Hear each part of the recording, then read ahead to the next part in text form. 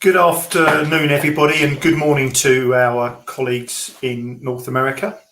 Thank you very much for taking the time to join us on this all hands call to allow us to update you on a number of organisational developments that have been occurring over the last 90 days and that have really culminated and been finalised in the last 48 hours.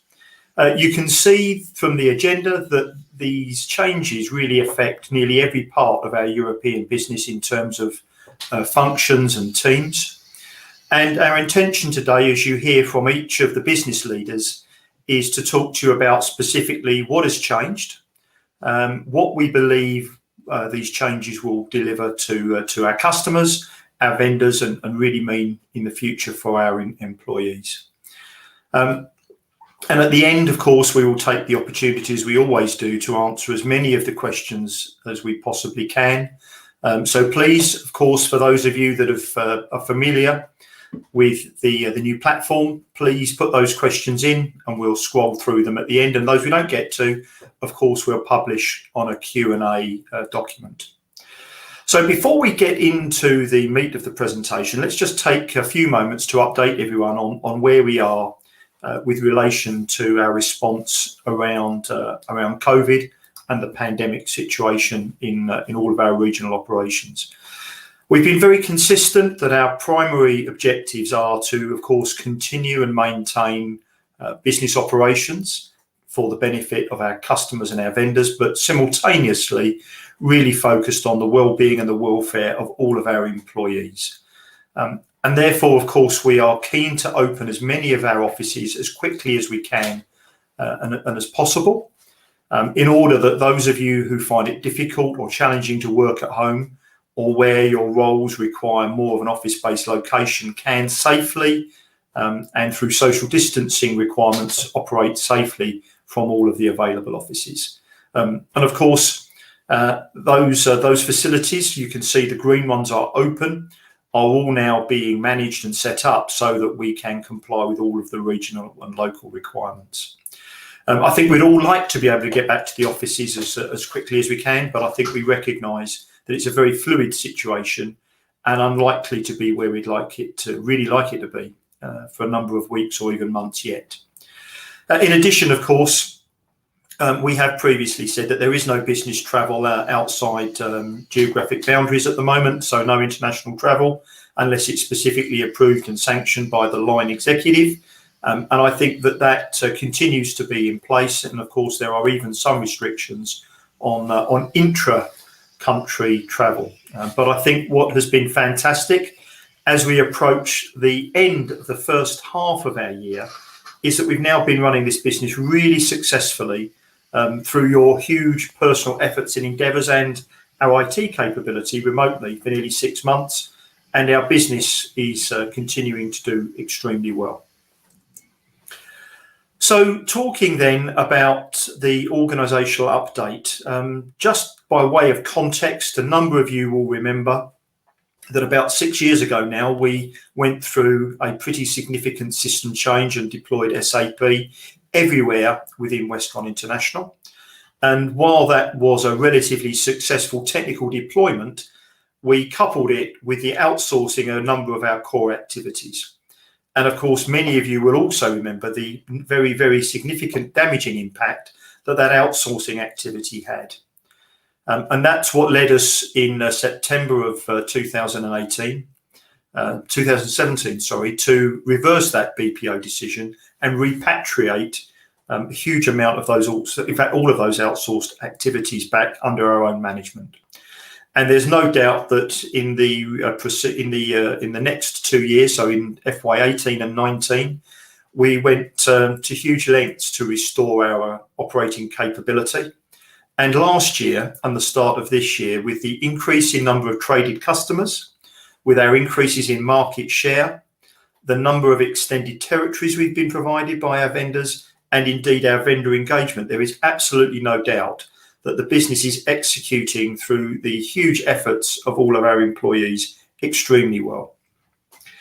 However, what we do see is that between that 2015-16 period and today, we have established a number of what we would describe, I think, as legacy organisational functions now that were really put in place to cope with an outsourced business model. And upon really deep review, we've identified that a number of our processes remain very fragmented. There are too many handoffs, and our business is purely not efficient as and effective as it should be, given the systemic investment that we've made over a number of years. And as a consequence of that, we can clearly see that there are nearly 250 roles at the start of this year that we just didn't have 6 years ago, and that they are driving an increase in cost in our business of over $12 million. And to, I think, go straight to the bottom line on the changes that we're looking to drive, what we need to do is continue to invest in systems, in process improvement, to drive an operating efficiency internally. That means that our European business can be as profitable as it should be. In fact, our European business, despite its scale and its multi-billion-dollar revenues, is actually our least profitable business that we have within the group. Not only do we need to look at the profitability and the processes from our own perspective, but if we actually look at the change in our vendor portfolio, we are seeing an increased capability now, which requires us to have the ability to transact not just hardware and software, but the consumption subscription licensing that we see that is becoming more prevalent, enterprise agreements, and making sure that we have the platforms and the systemic capability to transact the increased drive from our vendors to go along software and recurring revenues. So this combined pressure of making sure that we can continue to be relevant and stay in charge of driving revenue with our vendors, meeting customer demands that drives a really digital platform and digital investment, as well as making sure that we look at automation of our own internal processes, are both driving the changes that we've been implementing into the business since the start of the second quarter of this year, and that effectively we have really concluded in the last 2 days of this week. And I want to just make sure that everyone is aware that these organisational changes were planned to be executed and implemented right at the start of Q1. We'd spent a long time looking at where we needed to make the changes, and the only reason we didn't move forward in March was that we felt that by moving to work from home, we weren't comfortable and not sure at that point that we would be able to make the process and automation changes with everyone working from home. And at that point, we'd had no real knowledge and visibility of what impact the pandemic would have on our business. And we therefore felt that we should pause those changes. And it was not the appropriate time to make the organisational moves that we felt we needed to. So the key takeaway here is that these changes are driven by process automation efficiency and not because of the impact of COVID.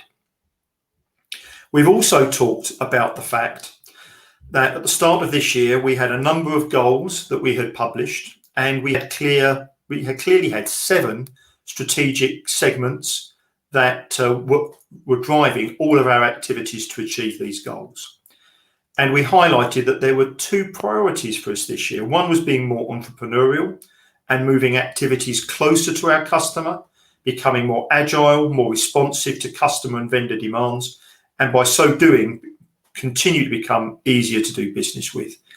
And at the same time, driving our digital transformation agenda to make sure that our go-to-market model was efficient and effective, leveraging the significant investment we've made in digital distribution platforms and our systems advantage.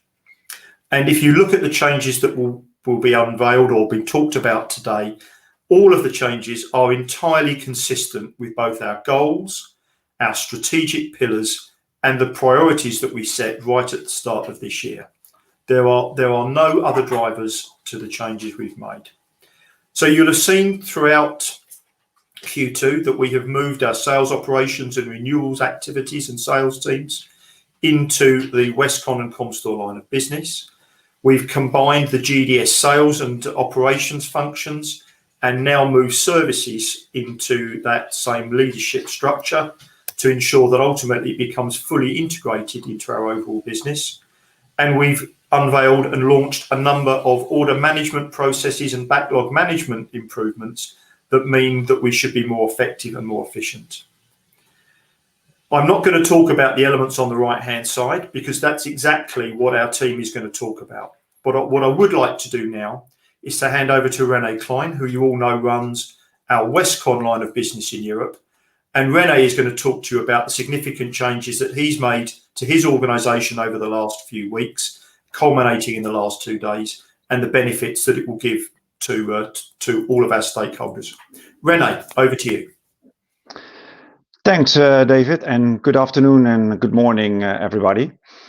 On the back of David's call-outs, I would like to inform you on the changes within Westcon in Europe. One of the key objectives, as David called out, was we want to bring much more sales entrepreneurship back into the local sales teams. And therefore, we have developed a new Westcon model, which will be implemented in all countries in Europe. The sales model is based on customer segmentation, where we have identified 4 categories of customers. The key account management, which is a dedicated team focused on our local top customers, and they are supported by an internal key account management team. We have internal account managers, and that is a team that is focused on our mid-sized customers that are served out of the office/home office at the moment. An internal vendor specialist team that will support the Westcon vendor BDMs to create net new business with either existing resellers or with net new resellers in that area. And the velocity account managers to deal with requests on all the other accounts that we will have within the Westcon team. And I will come back to velocity on the next slide. The new organizational model includes as well locally based salespeople focused on closing the renewals and the tech refresh opportunities, and that is a change to the current model. Next to that, we are creating local tech communities of pre-sales, trainers, and engineers, and they are supported wherever possible by services BDMs. So we can optimize our services resourcing and also our skill set, because what we have identified is that trainers are also sometimes doing engineering tasks, or an engineer or a trainer could be involved in a pre-sale or in an RFI activity as well. The team of services will then become part of the commercial team, where also the vendor team with the vendor BDMs belongs to. In the new way of working that we're introducing, and part of the automation that David called out in the previous slide, we also give internal sales-based staff the ability to quote, to enter, and to process orders themselves. Can we go to the next slide?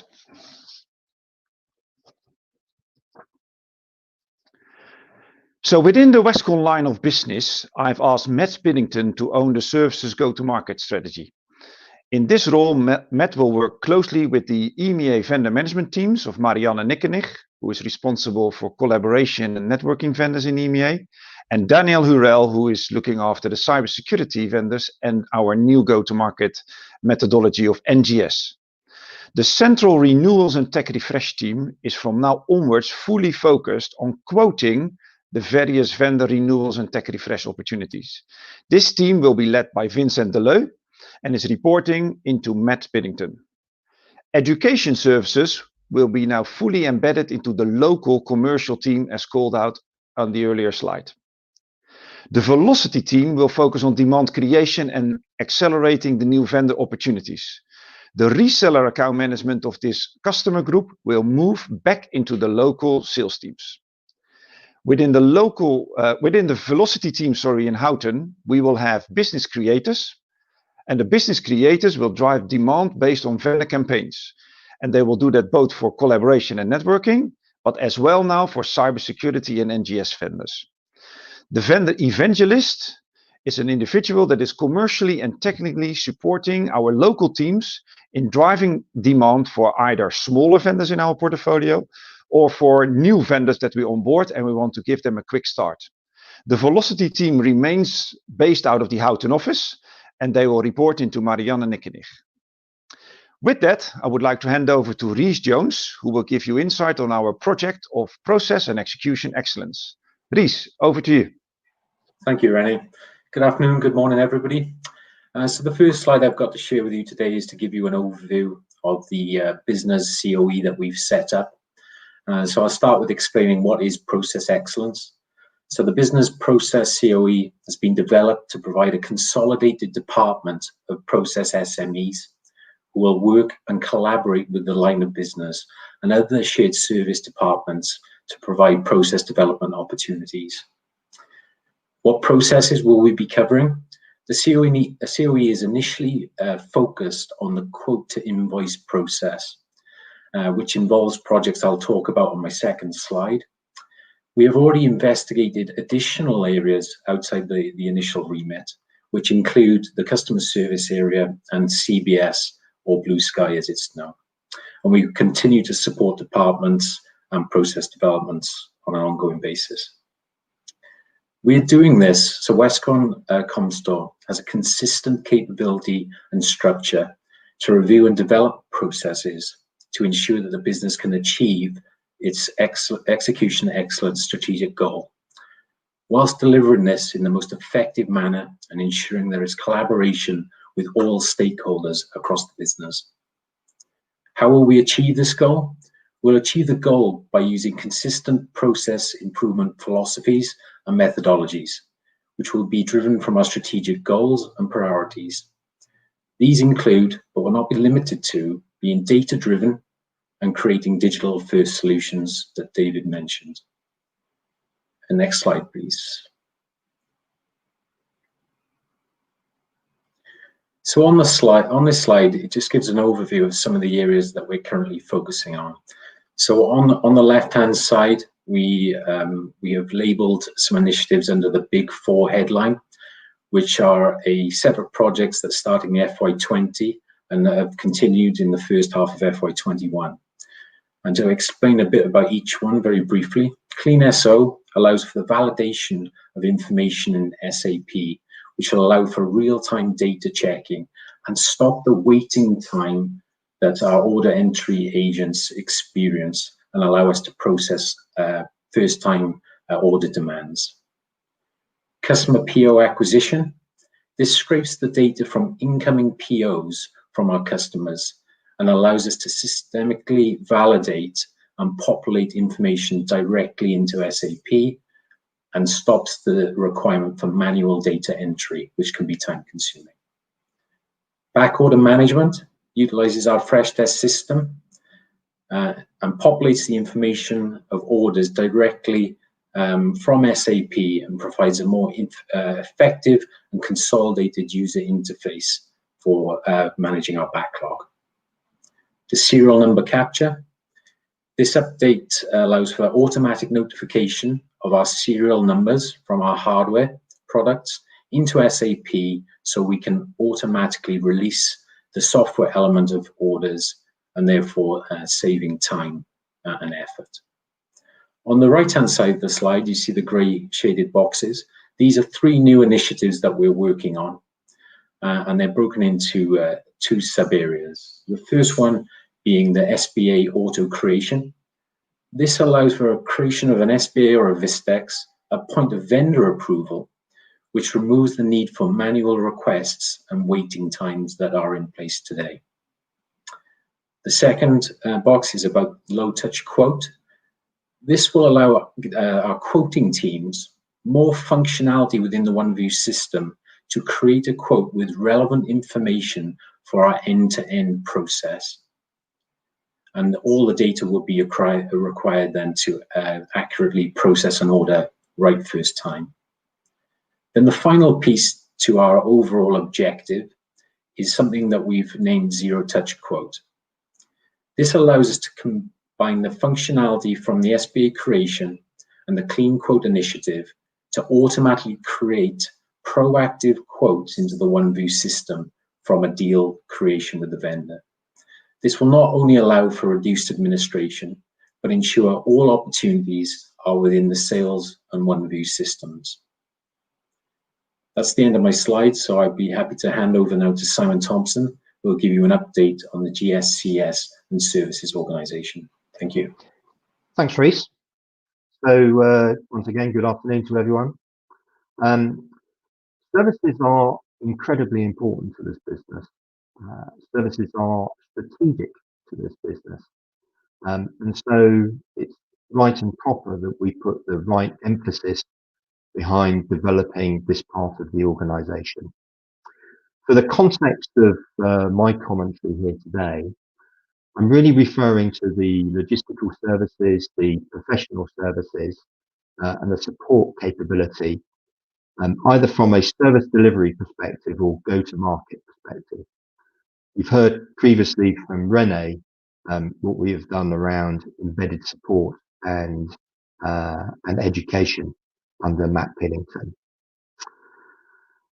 So the way that we have seen services historically really is they've been operating as a bit of an island in the organisation. And right from the outset, David has talked about how we need to be more agile, better engaged with the organisation. And I think services is a truism with regards to how they've been positioned in the organisation.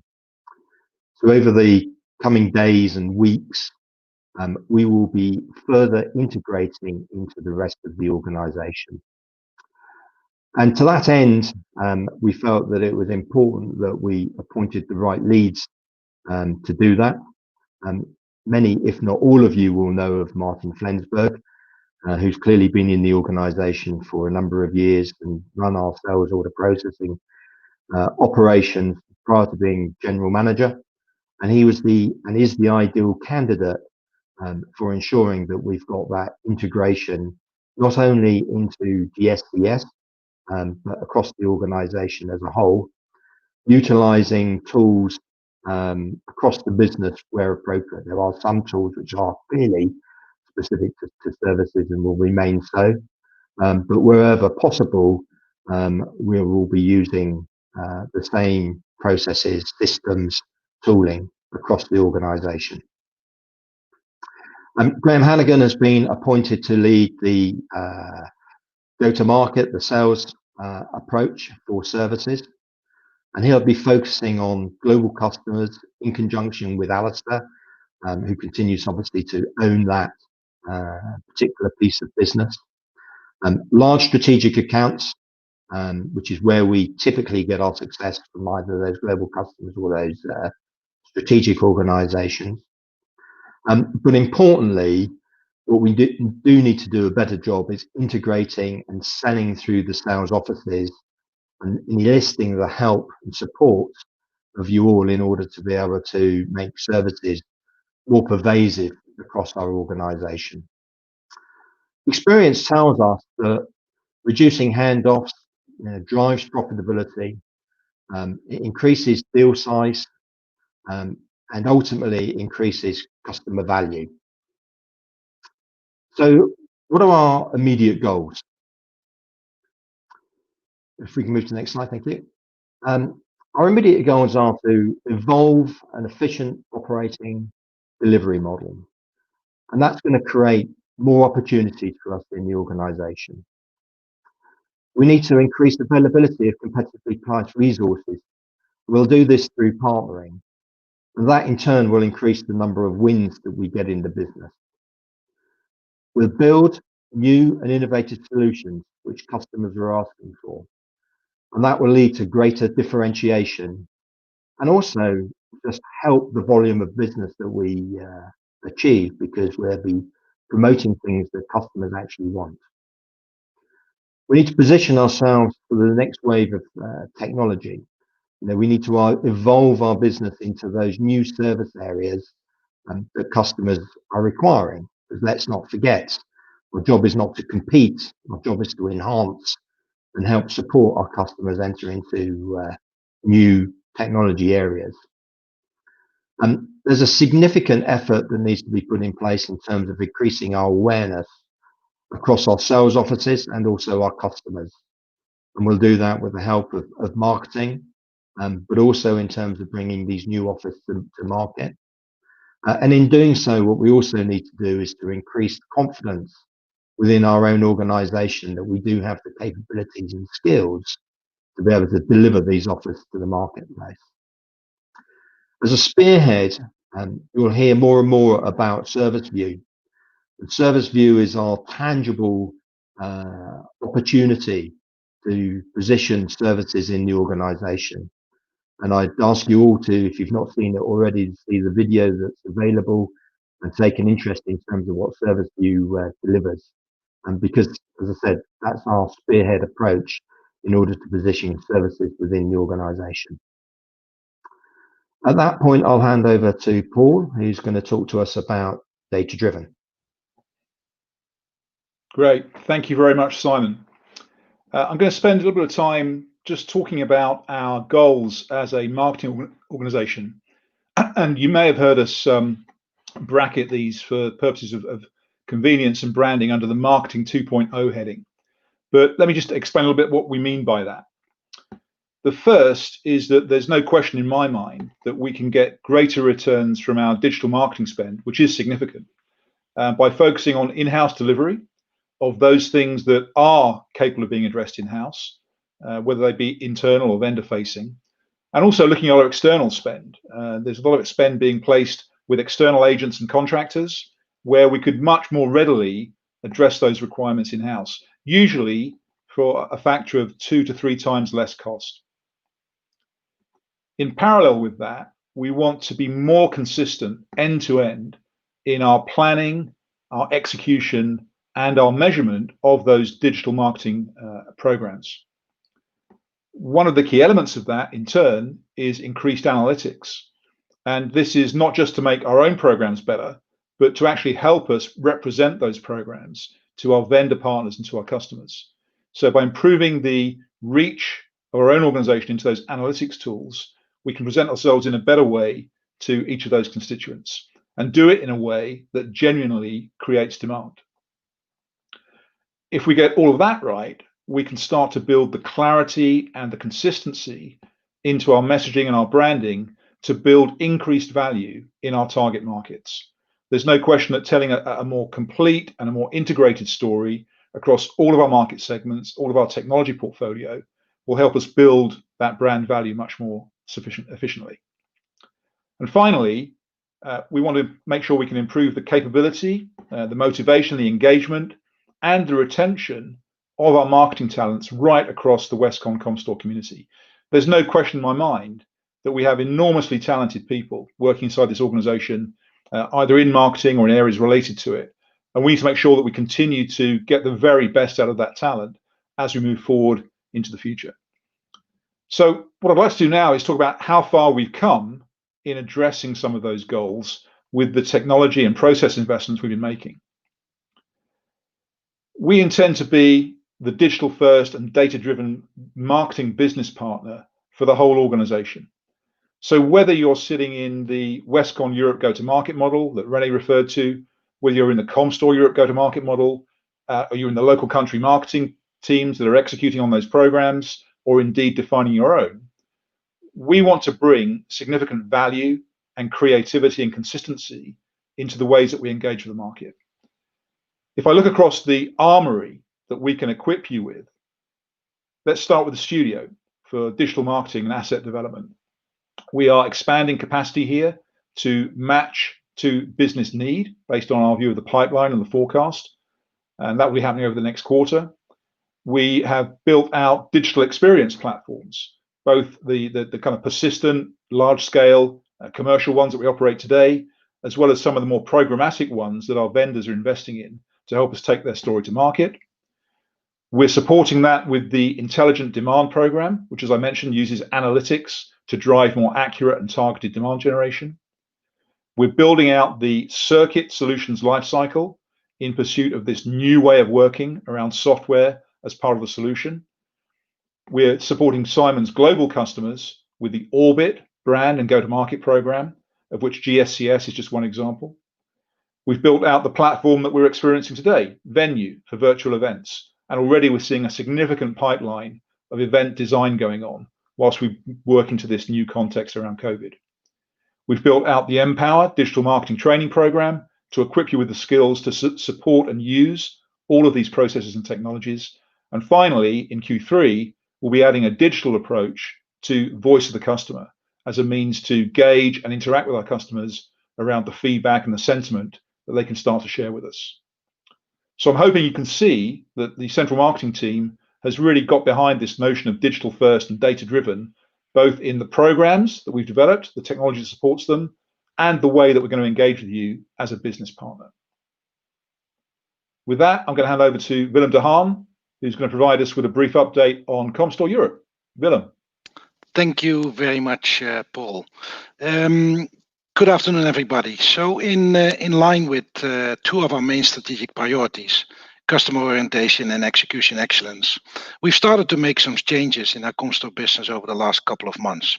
And today it's my pleasure to announce you a couple of more actions which we've taken. So let me start with renewals. Our renewal teams, both on Westcon and Comstor side, were moved into the line of business a couple of months ago.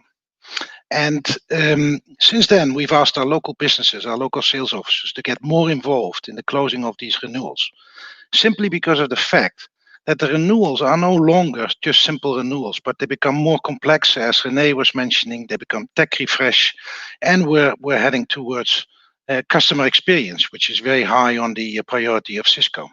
So from now on, we've decided that the renewals closure responsibility completely falls within the local sales officers. So the local sales teams, the architecture teams, and the inside and outside account management teams, whilst the quoting responsibility stays in the European mothership. That also means that the software and services architecture is taking a lead in driving and supporting all renewals through all our generic and specialized sales teams. From a sales ops perspective, from a sales operations perspective, we recently included the sales operations people in our sales organizations. What we intended to do was that we wanted to increase the leverage of the order support people as well as our salespeople, taking away previous boundaries of responsibilities, expand support towards the entire sales process. So we've decided that order support from now on becomes sales support. And that means that the individuals who were previously in order support and now sales support, right, are no longer just limiting themselves to the order entry, but are also going to be capable of helping out the salespeople in terms of quoting and vice versa. We also want to align and include the sales support reporting lines in the existing reporting lines of our salespeople. So that means that sales support people will have the same reporting line in the local sales teams as an inside sales individual will have. Previously, we've heard Rees speak a little bit more about the Center of Excellence. And also in the previous all hands, we spoke about this. Now, what we want to do is we need to ensure that we have one best way of working across all our subsidiaries. Under the guidance of the Global Process Center of Excellence, Rees' team, but also under the guidance of Sarah Moistjevs, who is responsible for the sales operations within the Comstor business. Now, just to make sure that we don't end up with a vacuum, what we've decided to do is that for each of our local Comstor businesses, we decided to appoint one local subject matter expert. And that local subject matter expert, reporting into the local manager, will be representing the local sales organization, reporting, as I said, to the local manager, but also working very closely together with Sarah Moistjevs, just to ensure that we have full alignment between our local sales office and the Center of Excellence team. It's now a pleasure for me to hand over to Callum. Hey, thank you, Willem. Good morning all, and good afternoon, everyone. Great having an opportunity to speak to you. Just before I jump into these two sections I've got, there's quite a lot of information that we're running through in this call, and just take a moment to reflect. What hopefully the spirit of what you see is a highly motivated leadership team and an extended senior management team to make this business easier to operate. We have recognized, along the way into the BPO and out of the BPO, we've made things a little bit difficult and a little bit clumsy at times. Just know that we're committed to the strategy, and we're committed to those 7 things we've outlined, those strategic areas.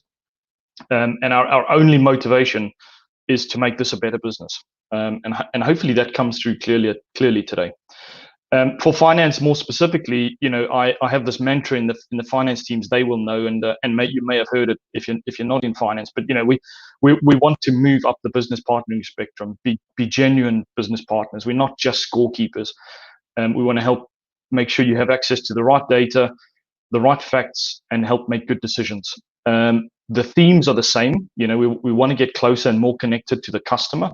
That's not just our traditional customer, but it's all of you internally. Yeah, that's going to mean moving, closer back to the field.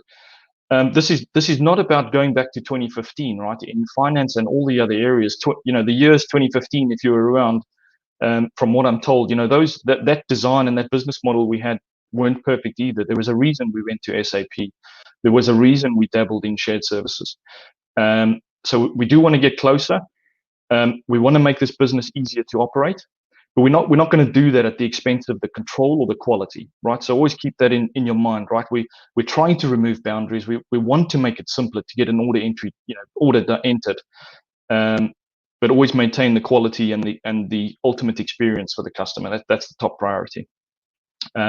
We want to eliminate handoffs, make it simpler, having the right person in the right role in the right location. That's a driving beacon for us.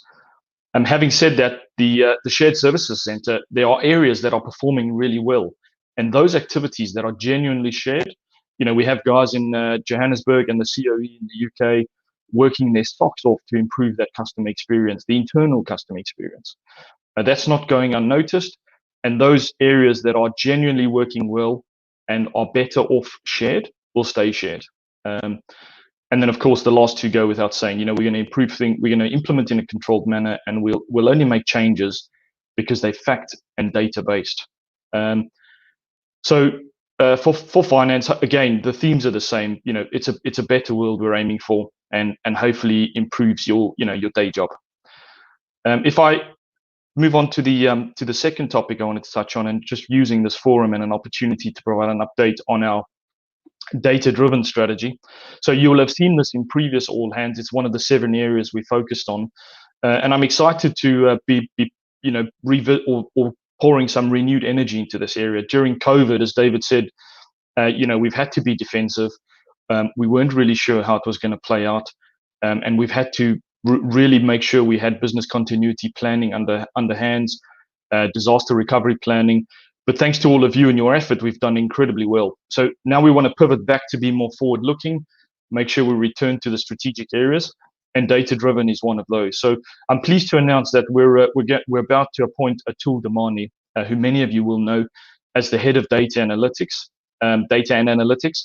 We want to formalize and bring together the multiple groups within our business that are either directly or indirectly responsible for data or analytics or both. We are going to focus specifically on customer and products initially, so sort of firmographic and technographic.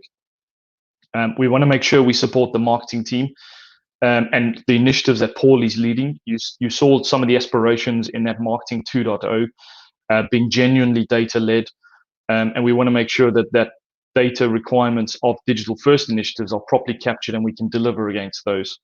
Supporting intelligent demand programs within marketing, and being much smarter with the use of our data and how organized we are. We're producing tons of data every single day.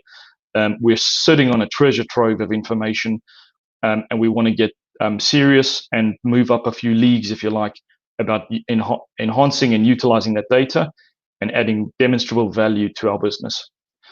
I think that's it. So finally, again, I'll just leave you with that thought of the highly committed to the strategy. We're trying to make this a better business, and I'll leave David to wrap up. Thank you, Callum.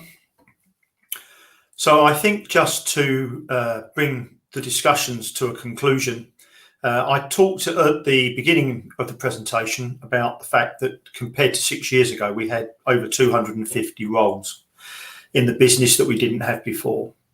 One of the great advantages that we've managed to, I think, secure is that having waited 6 months, having designed a lot of the changes back in late February, we've actually seen that between the start of our financial year and now, somewhere between 80 and 100 people have left the organisation or moved into other roles, but primarily have left the organisation, and we've just simply not backfilled those individuals leaving. We've had a number of new roles created in the business, and we've moved people who are the appropriately skilled and motivated individuals into those new roles.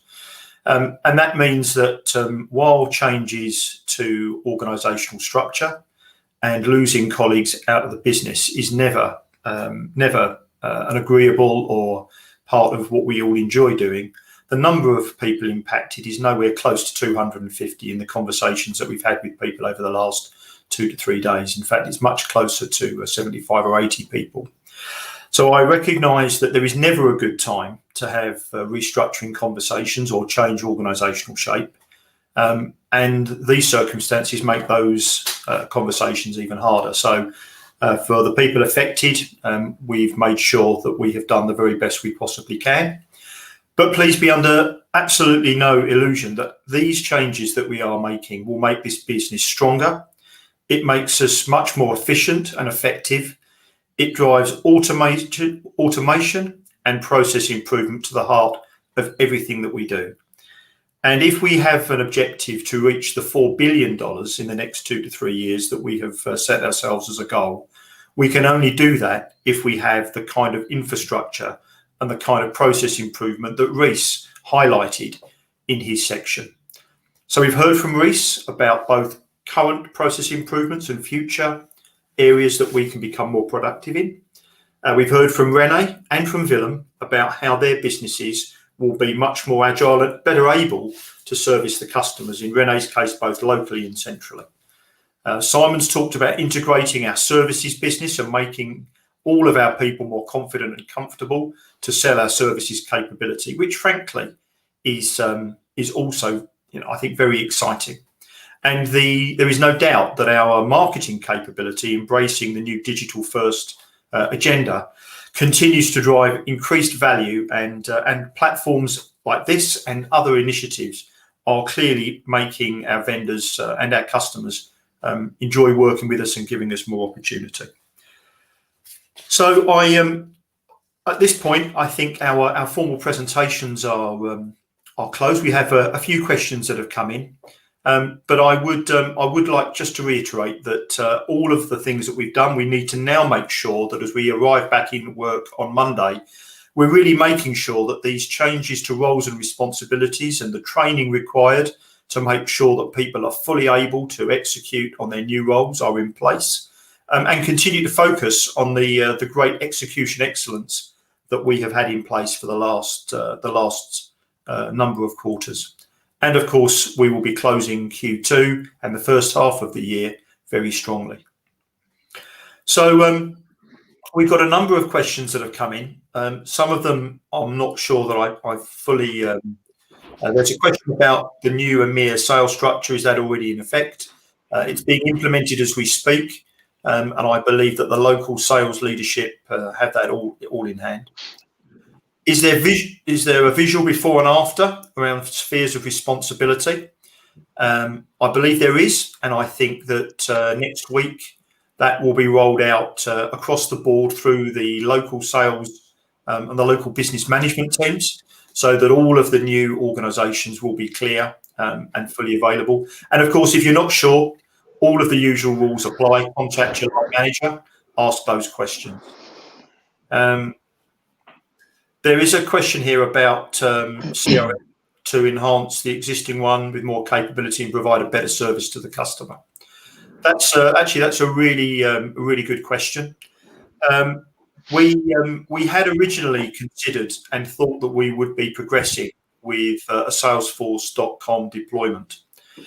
However, what we realised is that the scale of design that we would require in the implementation would be almost as disruptive to our sales teams as SAP was to the entire organisation when we embarked on it a few years ago.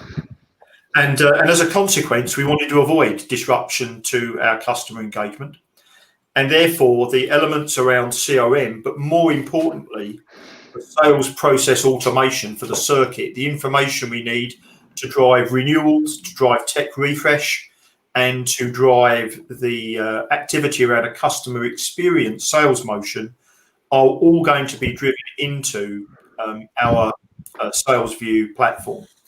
And one of Dwight's key objectives for the next quarter is to be very clear on defining exactly how we will deliver that functionality from our existing platform.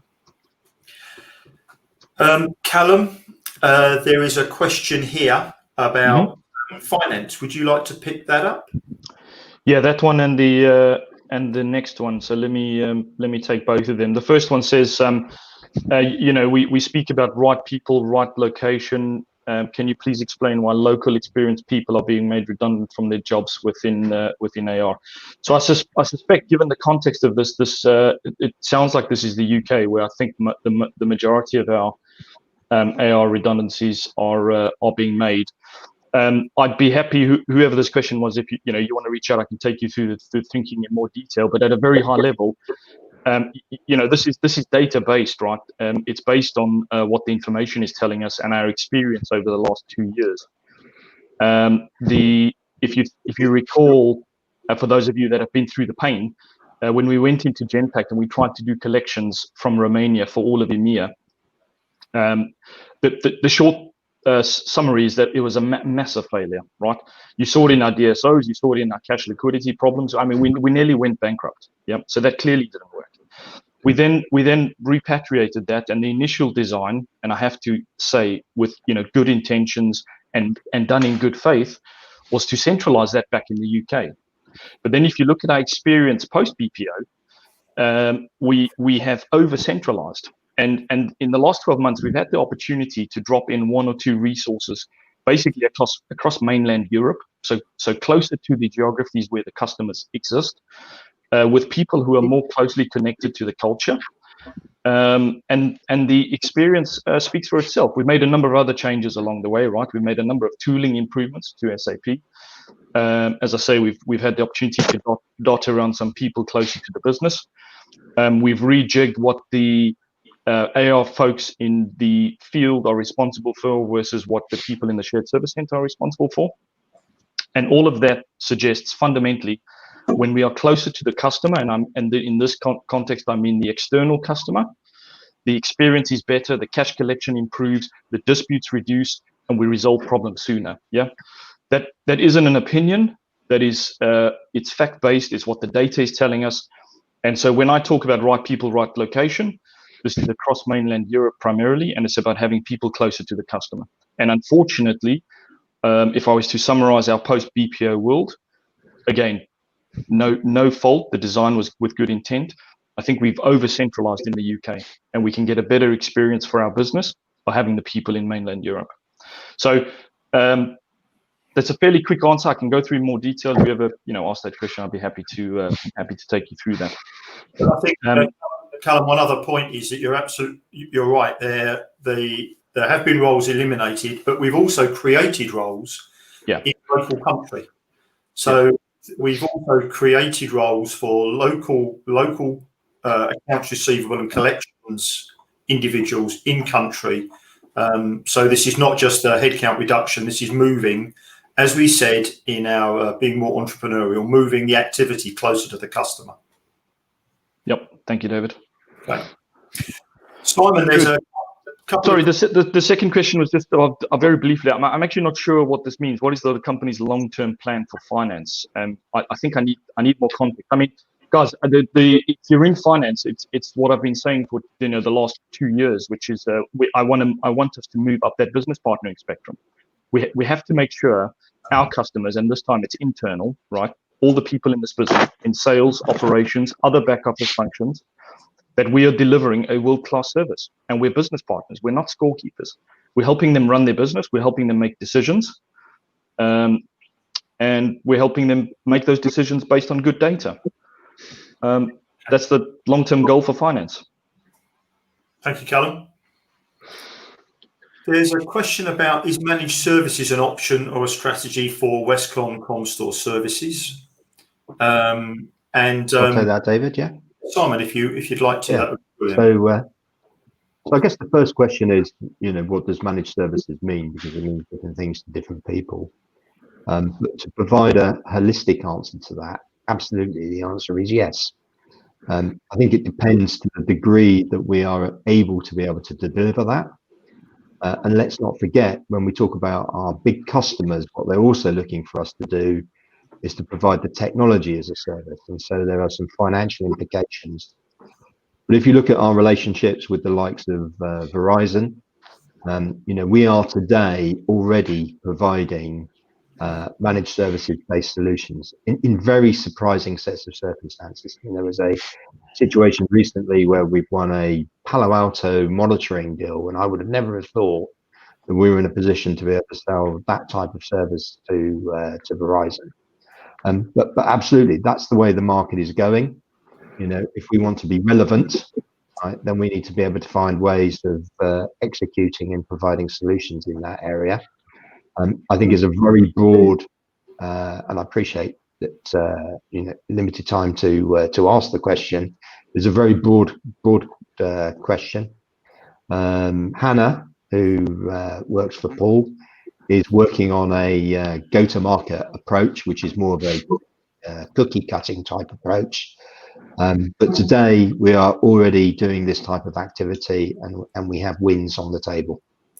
Thank you, Simon. Thank you. Okay. There's a question about the new org structures in each region. Will they be circulated? Yes, they will. And they'll be published as soon as they are, I think, finalised and checked. The COE and the initiatives to drive improvements, what timeframes are expected before we can experience the benefits of these, and what input is being taken from the actual users of the tools? So, Rhys, I think you could certainly answer that. I've got one other supplementary comment I'd make when you've finished. Yeah, sure. So basically, we continue to develop vendor by vendor towards the end of the fiscal year, but our initial priorities involve Paolo, Checkpoint, Cisco, and they will be complete by November this year. Now, to answer the question then around how we're interacting with the users, so what we've set up with many of our SMEs based not only in the process team, but in the line of business, are groups of core teams who carry out the transactions or the activities the most. And we have done a deep dive exercise with those individuals to ensure that we're directly taking their feedback to put those requests as part of the solution into the OneView systems and so on. Okay, thanks. I think the other comment I would make around getting feedback from all parts of the business is that actually a number of the changes that we have implemented in the second quarter of the year around the closer alignment of sales operations and looking at the automations that were deployed around PO scraping and sales order SO automation and the backlog management in particular, was driven out of a conversation that we had when a number of the senior managers who work for the group, the executive group, were actually on a training course back in January of this year. And we were talking about what we believed was the progress that we'd made until we were challenged very hard. Rhys was part of that team, and there were 2 or 3 other individuals who were really quite vociferous in highlighting some of the huge issues we still had that we may not be aware of. And in fact, it was that feedback, it was that conversation that really drove the first part of making the organisational change that we started to see, and indeed the COE concept, and really going back and looking at our processes since we had repatriated work, but hadn't really fundamentally looked at the processes. So absolutely, we would want more involvement, or as much involvement as we can, from the people who are doing the work, who can highlight to us where we're just not efficient. Renee, there is a question here about the renewals inside sales team. Will renewals remain in Madrid? I think you can answer that one pretty easily, pretty quickly. Yeah, I can. The quoting element of the renewals and tech refresh, as called out on my slide, will remain in the Madrid office, and the closing activity, the sales closing activity, like within the Comstar business, will move into the local team. So the local teams will take ownership of the closing of the renewal or the tech refresh, where not automated, because of course we have an element of automation as well over there via our e-commerce platform. But where it comes to the real closing by a sales individual, that responsibility will move away from the team in Madrid and will be part of the local sales team. Okay, so there are two final questions. I think, Callum, I think you can probably wrap up the two questions. Is there going to be more redundancies within UK finance in the future, combined with, is there a chance Westcon would go back to outsourcing finance? Don't know if you could maybe just give a summary answer to those. Yeah, of course, guys. So I'll deal with the second one first. Actually, the outsourcing, that's kind of a swear word now. I can almost assure you, as long as I am here, we will never outsource again to non-Westcon resources. And I think in any other function they would share the sentiment. The first question was, are there more redundancies within UK finance in the future?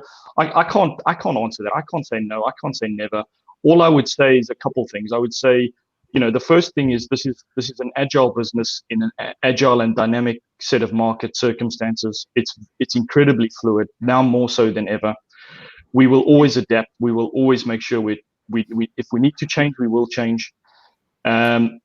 That's sort of the context of our business, right? And I think you would find that in any business. The second point is for you more personally, again, whoever asked this question or anyone else who's thinking the same thing, whether you're in finance or in any of the other functions, the best thing you can do is take control of your career, right? You're in the driving seat. No one's going to drive it for you. Get involved, stick your hand up, get noticed, continue to do the good work you do. I'm a firm believer in those things. You do those things properly and you do them well. The rest takes care of itself. That would be my advice. Yeah. Okay. So there's a question here about, there's so many people left Westcon. How can I be sure that I won't lose my job in the near future? Well, I think that if you consider that we employ in Europe alone 1,650 people, and we have made sure that we have just avoided making redundancies by not backfilling where people have left the organisation, that is that is the ideal way of making sure that you can reduce your costs and your headcount, which is a key driver of cost in our business as we introduce automation. The fact that there are 80 people who have left the organisation in the last 2 days, I do not think, in the scale of organisational change that I've driven in the 17 years that I've been here, that is a lot of people. I recognise that the 80 people who are affected, it's a significant impact, and it would be wrong if we don't actually have a call today to talk to the rest of our employees about what's changed, why it's changed, and the number of people affected. There are no guarantees, of course, about what might change in our business in the future and how that might affect us. But I think we remain, based on the employee survey and the responses we get from people, a transparent and open employer, and we would not want to make changes on a monthly basis of this nature. So therefore, our objective is always to try and drive significant change in at one point, and then have a call like this to explain what we've done. The final question, I think very topical currently, clearly, is around the fact that there are 7 white male faces on the screen, and it's clearly lacking diversity. Well, I think it's fair to say that on this particular call that is the case, but that's because we haven't had HR or IT represented. And if you recognise the executive leadership team, that you will see that there is an element of diversity. And I think that if you were to go onto our website and go onto the portal, you can read the fact that we are fully committed to employing and supporting a multicultural and diverse business. The fact that the people represented on the call today are the people on the call is not an entire reflection of our company policy. So I think whoever wrote it would be disappointed if I didn't reference it. But I would ask anyone who feels that maybe if they're disadvantaged to talk to any one of the HR team about those issues. Anyway, in closing out, what I would say is that our business continues despite the fact that we've made some organisational changes that have reduced headcount to be incredibly strong. And this is not based on COVID or poor performance. These changes are based on the fact that we continue to spend millions of dollars a year on driving process improvement and driving automation, which makes us more relevant to our customers and our vendors, and actually gives us a much, much stronger opportunity to all the employees who work with the business. So I would like to thank everybody for the huge efforts that have been made in the current environment of working from home to continue to drive just outstanding performance and success. And in closing, I would like to wish everyone a good Friday and a good weekend. And I will see you all back in the business starting the second half of our year on Monday and Tuesday. Thank you very much indeed. Thank you. Thank you. Thanks, everyone.